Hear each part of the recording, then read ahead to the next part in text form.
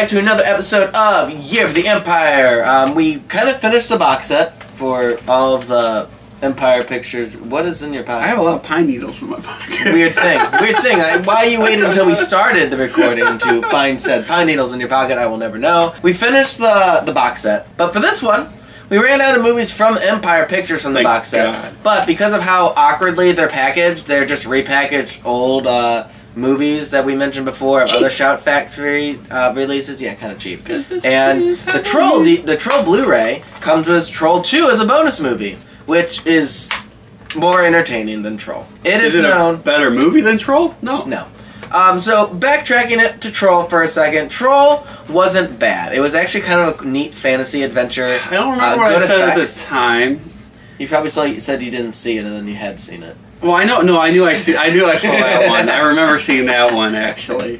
I don't know why. With Troll, I actually don't know why we originally watched it. I just had it on DVD. We had half-price books for cheap. It was back when there was no rhyme or reason. We'd find lesser-known movies, and we just kind of watch them. So I think that's how we watched that. I didn't even know there was a Troll 2 until I think you brought it up. But Troll 2 is more famous despite being worse. The first Troll, fun movie, good effects. Yeah, I don't remember if I said I'd watch it again or not, so I'm not gonna quote me on that. Would I probably in the future at some point watch Troll again? Yeah, I'm sure I will. I'm sure I'll probably watch it a few more times in my life, you know, as long as I drop dead in the next week. Troll 2. But Troll 2, I would say, you know what? I'm watching this again. I want to show this to people. Now, I had seen Troll 2 before. And that's why it's a good movie. It was released in 1990, and it has, as most people will know, nothing to do with Troll. And it's actually about goblins. And I really feel like nothing we can say in this review will do it justice. It's some movie that you just need to see. This is definitely out of every movie we've tried to describe. And there's a lot that we just can't get words out about it. I honestly can't do the justice to just how horribly bad of a movie this is and how fun it is. The acting is horrible across the board. Well, it's because almost everybody wasn't really a lot of them weren't even actors. They were just people that auditioned and that were willing to do a movie probably for like barely any money. So I think it was 3 weeks of filming. Oh, really? 3 weeks? Yeah, I think it was 3 weeks of filming. Okay. And it seemed, and we'll get into like some of the background to it in a moment, but it seemed like it was an absolute disaster filming this movie. But Troll 2 is honestly one of the funniest bad movies you can possibly watch. I remember years ago, we had a zombie marathon. And some of the, Zombie, phenomenal movie. If you like zombie movies, the movie Zombie, watch it. As you start going down the rabbit hole of zombie movies, Zombie 3 is hilarious. They just get so bad. Zombie 4 is 3, I think it was like 3, 4, and was it 5? Which ones did we watch that one day? We watched Dawn of the Dead, Zombie 2, 3, 4, and 5. Okay, it was 3, 4, and 5. They progressively got worse, but they were like so fun. We watched them with a group of people, and this is how I'd recommend watching Troll 2. Group of people, and you just kind of shit on the movie the entire time. Like, fun fact. Half of Zombie 3 and all of Zombie 4 were directed by the same guy who did Troll 2. Yeah. So he knows what he's doing. He knows how to make a bad film. But they're fun bad films. That's hard to do. You can't consciously do that. It's a mistake, but it's a glorious mistake. But it's something with his style, and I do think a lot of it, because he's Italian, I think a lot of his issues, because we found out in this, was he speaks not great English. He speaks English, and probably at the time was even less than we saw. It wasn't the writer also was Italian. The writer for a lot of these movies and for Troll 2 is his wife and is also Italian. Yeah, so I mean, you're trying to work with a director, and then the editor was Italian. And the editor was Italian. So you're having a director, producer, and writer writing something. And basically, I'm sure they wrote it in Italian, and it had to be translated. I don't know how they did it, or it might have been written. They tried to write it in English. Yeah. So it was already the translation. It almost had to be translated from what they're reading to acting, because it wasn't just on paper like a lot of stuff is. And then probably from there, the Italian editors taking English that was basically that translated what they thought the Italian back into Italian, but also English, and it was just. And I don't know if that's what happened with Zombie 3 and 4. Quite possible that's happened with most of his movies. We've also seen There was a movie he made where it was released as Evil Dead 5.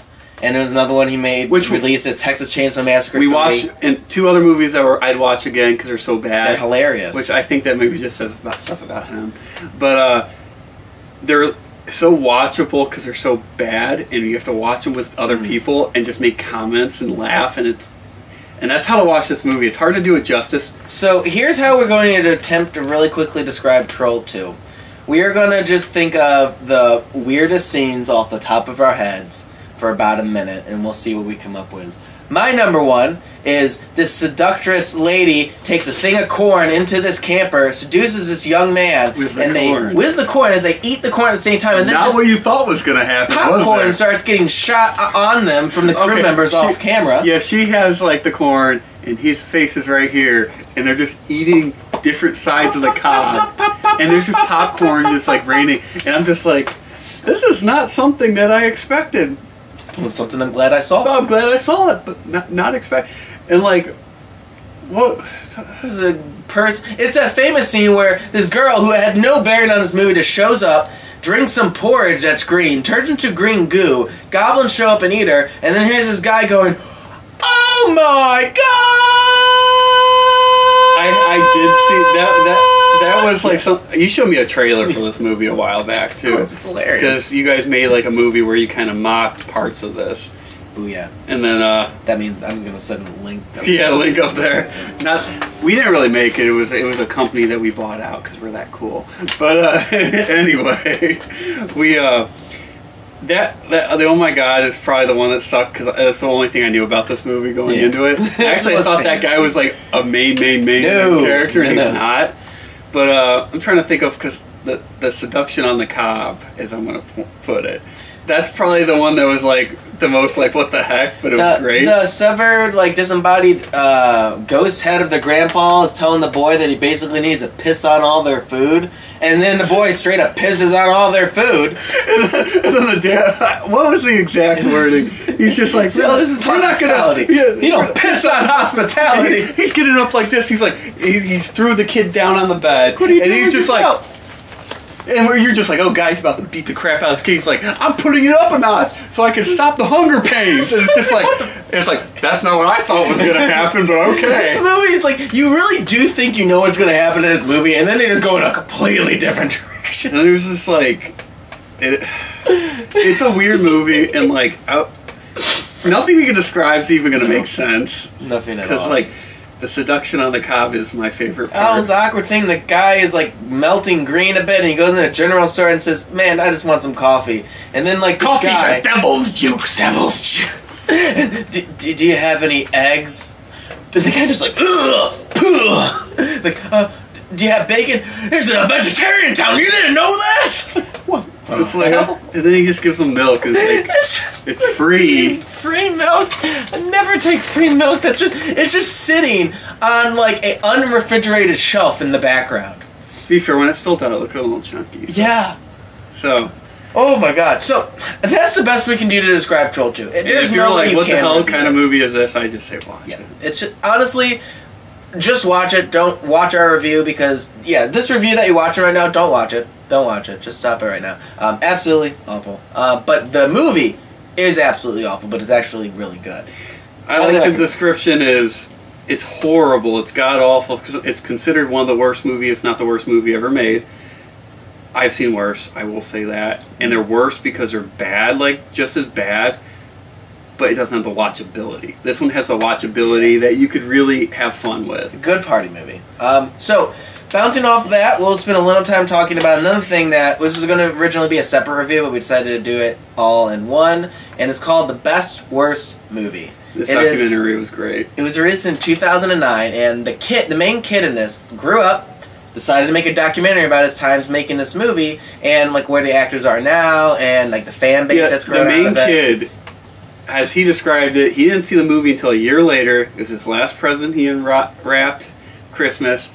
And he like put it in, and he realized he had all these aspirations of being an actor, and then he saw this movie, and he's like, that all just went down the toilet. It all went up in flames. And it was good.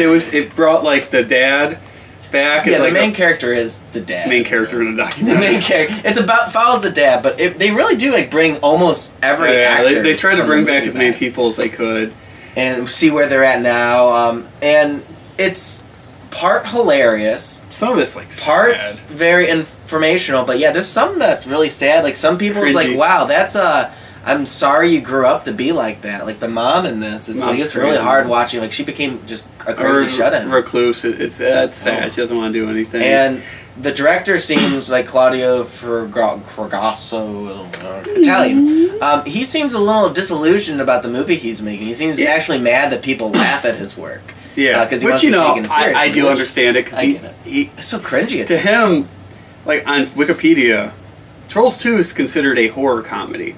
It's not a horror comedy. It's became one. It's a bad horror movie. And it's just like, I don't think it should be labeled a horror comedy because I think a horror comedy is something that was created as a horror mixed with comedy. That this was not. It's just as funny, and I think he's looking at it like it was originally made. It's a horror movie. He's going to these events and everyone's laughing at it. They're being supportive, but they're laughing, and he didn't like that. He appreciates that. And he but kind of like he got pissed and started saying stuff to some of the actors. yeah, at the very end, they're showing like this big screen they had. They had like almost every actor back, and every time they were the actors were recounting something like some awful thing that happened on set because of just the breakdown of the production. He would like yell something from the crowd at them, and it was cringy. Like it was good for the documentary, it was uncomfortable. but it's uncomfortable to watch. And I really think that's why this documentary succeeds. Is that it kind of shows you why this is a cult film, but also just the downsides of this. Like they was talking like when the guy who played the dad, George Hardy, I think was his name, and he was talking about how he had dreams of being an actor, and like he was able to kind of relive like this, like the fame of going to like these small conventions. Yeah, and small, screenings, very small. But then he went to a big one. No one cared. And like, and to be fair, he's around like Dukes of Hazzard. He's around like people from all the Nightmares on Elm Street. And all these big, not cult classics, all these big movies and horror movies. Yeah. And like, so people really didn't care, and he just starts having a meltdown. He's just like, and he starts talking crap about some of the people at the thing, and it was just like, dude, don't do that, because that's what will get back to the other people, and they're going to be like, dude, you were talking crap about people like us. And I think he was just disappointed that, like, hey, I had this fame, but I guess it really isn't as big as I thought it was. And I guess I don't have these dreams aren't, like, things that will happen. And he's just, like, you talk to people, it's like, you know, it's the worst movie ever made. And he was proud of that. And, like... He'd go around like, telling his line, and you could tell when he was, like, trying to tell the dialogue from the movie, like, it's not doing the movie justice, just hearing the dialogue out of context. You have to know the context. So it was kind of like unfortunate to watch, but that's what made the documentary so good. It was very, very funny. I've seen some really good documentaries on horror movies. We've had a few. This is up there. This is up there. It was entertaining. I'm trying to think what my favorite one was, but like it's been a few years since I watched any of the Nightmare on Elm Street. I like Never Sleep Again, the Elm Street Legacy. That might be my favorite. I know. Did we watch one with Hellraiser at one point? Yeah, but that was like 8 hours, and it was just too much. And Clyde Barker wasn't even in it. Oh yeah, which was I need to rewatch that one.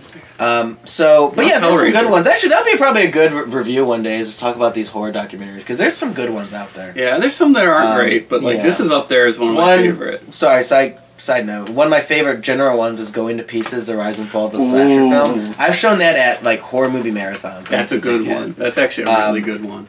And it's a great way to like figure out what movies you need to watch. I found out about Sleepaway Camp because of that movie. So anyway, small digression. Back to Trolls. Not much more you can say about Troll 2. It's hilarious. I would just watch it. We can't do it justice by talking about it. You need to watch it. And honestly, watching Trolls 2 and the Best Worst movie back to back is probably the way to go. Like this was entertaining. It was just like straight up the poop shoot. It was just straight up the poop shoot. I'm gonna actually leave it on that. That was straight up the poop shoot.